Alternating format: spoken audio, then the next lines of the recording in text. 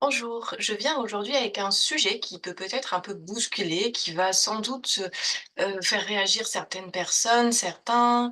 En tout cas, le but est effectivement que ça vous fasse réagir, je crois. Et je l'assume parce que je pense qu'il est temps, en fait, qu'on sorte de ces toiles de souffrance dans lesquelles on est emprisonné depuis la nuit des temps. Et je crois que pour parvenir à faire ce chemin-là, c'est-à-dire de sortir de ces plus grosses blessures, de toutes ces souffrances qu'on se trimballe de génération en génération dans nos lignées, et cetera, eh bien, à un moment donné, il faut peut-être appeler un chat un chat. Il faut peut-être revenir à ce que c'est que notre condition humaine, justement à ce que ça recouvre, qu'est-ce que ça représente et de pouvoir honnêtement se dire que, bah, oui, finalement, le traumatisme, il fait partie intégrante, il est inhérent à notre condition d'être humain. Lorsque nous arrivons sur terre, nous allons forcément être traumatisés.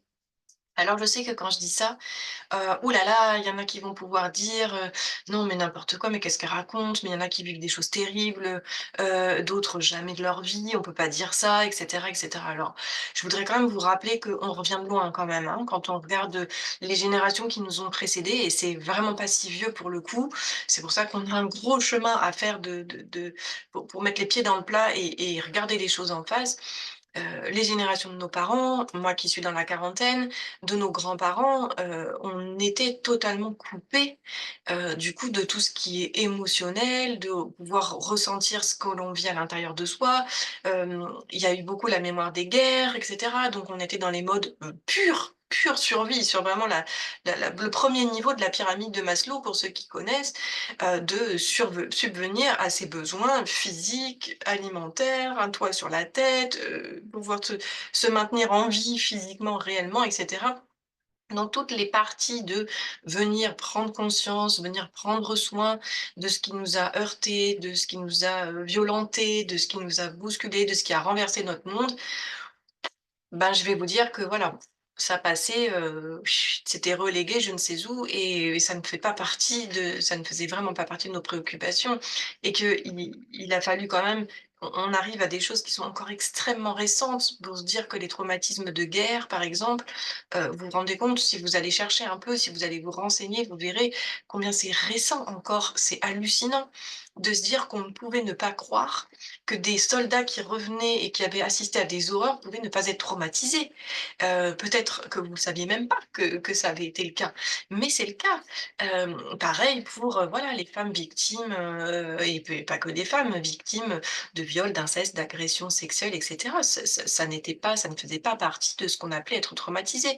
Aujourd'hui, c'est un fait, c'est pris pour acquis, mais moi, je voudrais aller plus loin que ça. Il n'y a pas que ces catégories de personnes pour ce type de vécu, qui sont des personnes traumatisées. Non, tous les êtres humains, pour moi, nous sommes tous traumatisés et je pense que ça n'est que lorsque nous accepterons de regarder cette réalité que nous pourrons enfin passer à autre chose.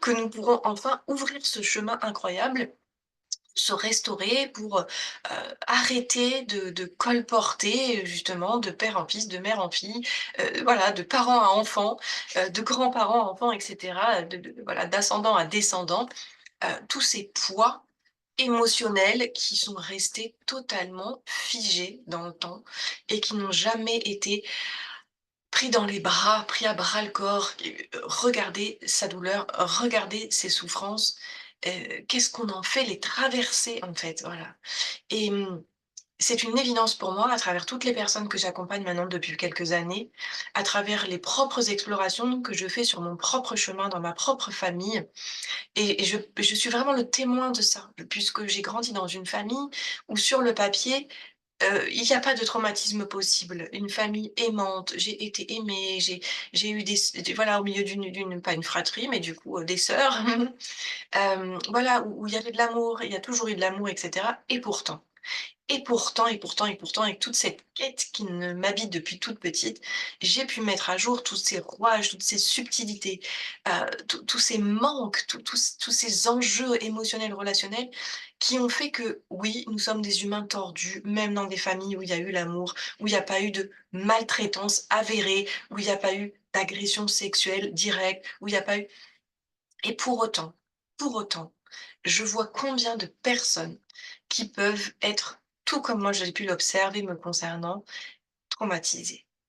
Parce que il faut à chaque fois se rappeler que lorsque nous arrivons, nous sommes conçus déjà dans un contexte qui déjà peut créer des bascules pour notre vie et on n'est même pas né. Et je parle pas de tout un tas d'autres croyances. Ici, je vais essayer de rester simple. Je parle pas, voilà, de sur des plans plus spirituels ou des croyances plus élargies sur, les vies karmiques et cetera. Je veux pas rentrer là-dedans, dans cette vidéo-là. Je veux déjà c'est déjà énorme et suffisant si on se concentre sur rien que dans cette vie-ci, de se dire, voilà, déjà, nos parents, ils étaient dans quel état émotionnel? Ils vivaient quoi? Ils portaient quoi en eux quand ils ont décidé de nous concevoir ou quand on est arrivé parce que parfois on est une surprise et on n'est pas forcément attendu à ce moment-là. Et ben, qu'est-ce qui se passait? Et vous vous rendez compte déjà tous les enjeux, non visibles et subtils qui sont là, qui sont présents au moment où on est conçu. Puis toute la grossesse, comment elle se passe? Comment notre maman nous porte? Est-ce que le papa est là? Qu'est-ce qu'elle vit, notre maman à ce moment-là et cetera? Et puis quand on arrive, la naissance en elle-même est quand même une sacrée étape pour démarrer la vie sur terre. Et voilà donc et après hop, on grandit et on est ce petit être d'amour, on est ce petit être connecté à ce que l'on est profondément au départ. Et puis tout d'un coup, on est projeté dans un monde extérieur. Waouh, on n'a pas les codes, on n'a pas les règles du jeu, on est confronté à l'altérité en permanence, à la dualité. Mais c'est traumatisant les amis!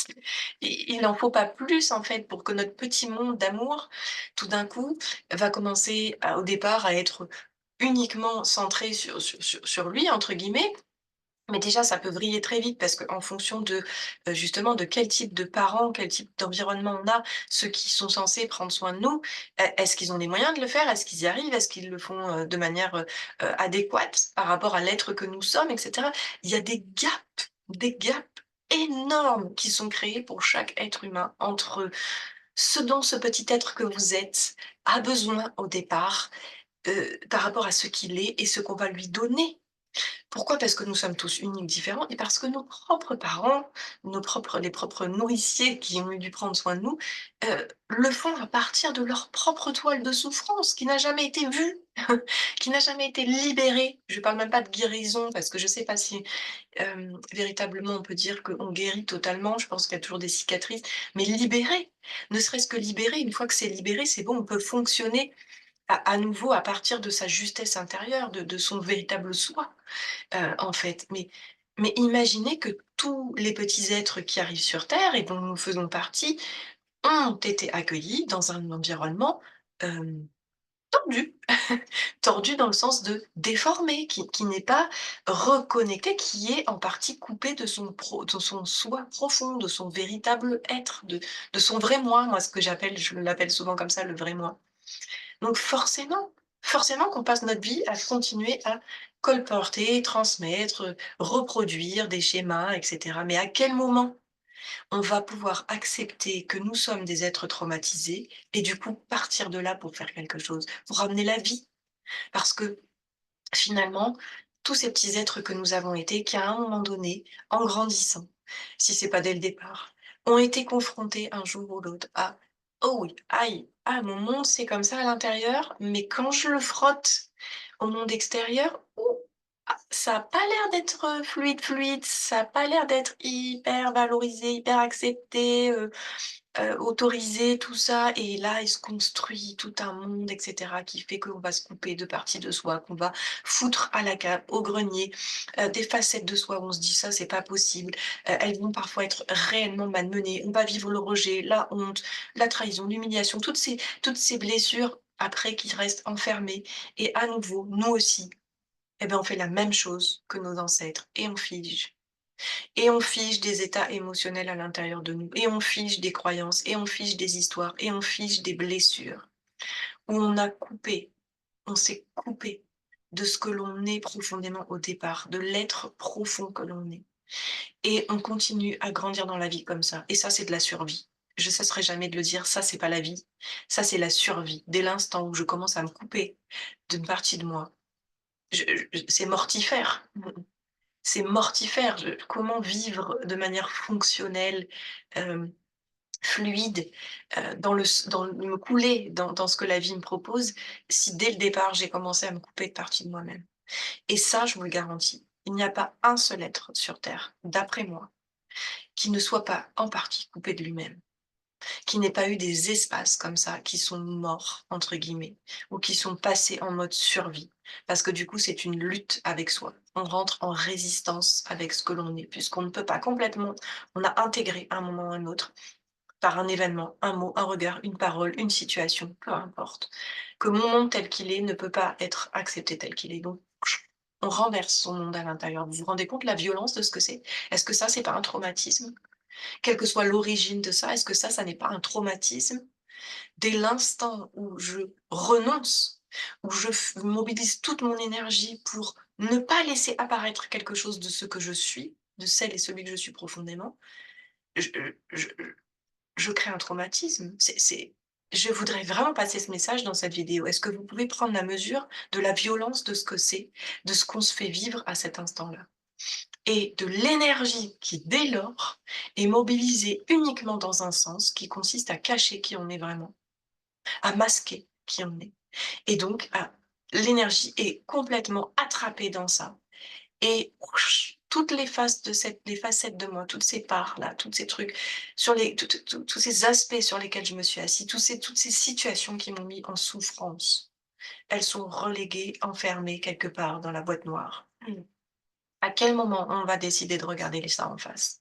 À quel moment on va prendre son courage à 2 mains pour se dire: «OK, j'y vais, j'accepte, j'accueille le fait que, bah, oui, heu, c'est inhérent à ma condition d'être humain. Je vis et je porte des traumatismes». Dès l'instant où, à un moment donné, j'ai renié une partie de ce que je suis, je me suis traumatisée. Peu importe qui m'a fait croire, qu'est-ce qui le constat, c'est celui-là. Est-ce que ça, je peux le regarder en face? Est-ce que ça, je peux aujourd'hui choisir d'en faire quelque chose? Pour arrêter cette transmission à un moment donné, pour assumer, prendre la responsabilité de qui je suis. Et oh oui, je suis consciente qu'en disant ça, je suis consciente que ça n'est pas un chemin facile. Je ne prétends pas en être sortie totalement. De d'année en année, vous pouvez pas imaginer jusqu'où je dévoile et je démasque des parties de moi qui étaient reléguées au tréfonds de je ne sais où, à quel point je prends conscience des peurs que j'ai eues de montrer celle que je suis, dans tout ce que je suis, avec toutes mes facettes. Oui, je mesure, combien ce chemin peut faire peur, combien il peut paraître gigantesque, impossible, inaccessible. Mais c'est un chemin et si je ne me mets pas en chemin, il ne se passera rien et le plus important, c'est la mise en mouvement. C'est ce point de départ dont je suis en train de vous parler, c'est regarder cette réalité. Nous sommes tous des êtres traumatisés. Est-ce que je peux accepter de regarder ce réel-là et en faire un point de départ pour m'ouvrir à moi-même, pour retrouver, refaire ce chemin, cette chasse au trésor que j'appelle souvent, où le trésor c'est moi, où le trésor, c'est vous. C'est vous que vous allez rencontrer au détour de tout ce chemin, au fur et à mesure où vous allez à partir du moment où vous vous mettrez en mouvement, en réalisant, en acceptant que oui, nous portons tous des traumatismes, tous les êtres humains, c'est notre condition d'être humain sur terre et que à partir du moment où je chemin parce que la vie, c'est ça. Parce que la vie me ramène à la vie. C'est pas parce que le traumatisme, comme je suis en train de le dire, est inhérent à notre condition humaine, en fait partie intégrante, que je suis vouée à la survie permanente. Non. Non, non, je suis destinée à la vie. Je suis persuadée de ça. Nous sommes destinés à la vie. Mais nous avons cette liberté de mise en mouvement. Est-ce que nous allons prendre notre courage à 2 mains? Est-ce que nous allons pousser cette porte pour se faire ce cadeau immense justement d'aller se retrouver, d'aller se rencontrer? Parfois là où, on ne s'est jamais découvert encore puisque si c'est tout, tout, tout, tout petit, dès la conception que les choses ont été erronées, biaisées, déformées, vous imaginez que le dévoilement que cela nécessite pour un être qui est traumatisé dès la con dès avant même d'avoir respiré sur cette planète? Mais ce chemin, il est possible. Ce chemin, il est possible, il est infini. Il est infini puisque c'est un dévoilement d'amour permanent après. Alors oui, c'est inconfortable, je peux pas mentir là-dessus. Oui, c'est inconfortable. Oui, ça veut dire qu'on va retraverser des douleurs, parfois des cris de souffrance, des cris de désespoir, des abysses, oui. Mais vous pouvez ne jamais être seul là-dedans. Bien sûr qu'il ne faut jamais oublier que si vous poussez la porte de ce chemin, vous aurez mille et une possibilités d'être accompagné, d'être soutenu, d'être aidé, potentiellement par des êtres qui sont déjà passés par là. Ça ne veut pas dire qu'ils sont mieux, qu'ils savent mieux, non. Ils sont juste déjà passés dans l'expérience. Moi, tout ce que je vous transmets à chaque fois, ça n'est toujours que en fonction des paliers que j'ai passés et des traversées que j'ai faites moi-même, de ce qui s'est dévoilé à moi. Et Dieu sait qu'il y en a encore des couches au-dessus qui m'attendent. Mais à chaque fois, on peut trouver des êtres qui peuvent nous éclairer, pour nous redonner l'espoir quand on n'a plus le courage, pour la force d'aller regarder, de se dire que finalement, il n'y a pas à avoir peur d'aller regarder tous ces endroits où on s'est coupé de soi. Ce qui fait peur, c'est le barrage qu'on y a mis, c'est la résistance qu'on a mise à ça et j'ai déjà fait, je crois, une petite, un petit partage là-dessus. Voilà. Mais en tout cas, voilà, je voulais, vraiment, passer ce message aujourd'hui, hem et si vous pouvez m'aider à le transmettre ce message, sans que ce soit connoté de quoi que ce soit, de: «Oh mon Dieu, oh là là», oui, nous sommes juste traumatisés et de génération en génération, on se transmet des traumatismes. Quand? À quand le moment où on va se prendre en main et on va laisser l'amour faire son travail, de restauration? De réparation, comme une belle œuvre d'art qu'on restaure et auquel on ramène ses couleurs et on permet à la vie, du coup, de nous remplir à nouveau. Bah, je vous garantis que ça change quand même la donne. Voilà mon message du jour. N'hésitez pas à le partager si ça fait sens pour vous, si ça peut aider. Hem, Parce que ça n'a aucun intérêt que je raconte ça pour moi-même. Alors oui, bien sûr, moi, c'est mon chemin et je ne cesserai jamais d'avancer sur cette levée des voiles, autant que la vie me le permet et de toute façon, la vie le fait malgré moi. Et et puis ceux qui ont besoin de cette aide et qui sentent que je peux faire partie de ces personnes qui peuvent aider, ben, vous avez plein de possibilités. Du coup, à travers les séances individuelles, à travers les stages, il y en a un qui arrive, début août, mais il y en aura d'autres, un à l'automne sûrement. Et puis il y a tout mon parcours en ligne où je vous accompagne pas à pas à travers des vidéos, des voyages intérieurs guidés, des voilà, pas mal d'outils différents où je vous aide pas à pas à lever déjà les premiers voiles de conditionnement, de déformation, ces premiers traumatismes qu'on a tous et qui sont universels. Voilà et puis si vous avez des questions évidemment, vous pouvez me contacter. N'hésitez pas à commenter, en fonction de ce que ça aura touché chez vous. Voilà, qu'est-ce que ça aura éveillé, réveillé, et cetera. C'est un plaisir après de pouvoir vous lire. Je vous dis à très bientôt pour une prochaine vidéo.